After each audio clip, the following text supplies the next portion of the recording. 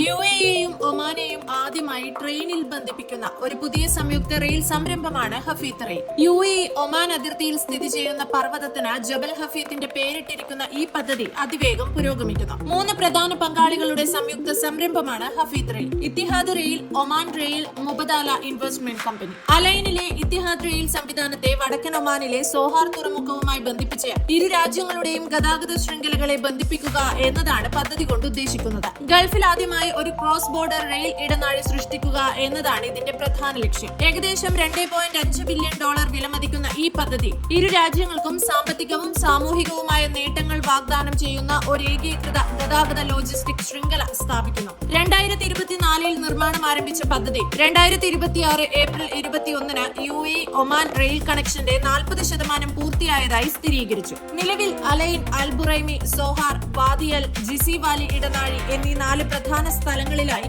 സജീവമായ നിർമ്മാണ പ്രവർത്തനങ്ങൾ നടക്കുന്നു. അബുദാബിയിൽ നിന്ന് സോഹാറിലേക്ക് അലൈൻ വഴി 1 മണിക്കൂർ 40 മിനിറ്റ് കൊണ്ടെത്താൻ സാധിക്കും. സോഹാറിൽ നിന്ന് അലൈനിലേക്ക് വെറും 47 മിനിറ്റ് കൊണ്ടെത്താനും സാധിക്കും.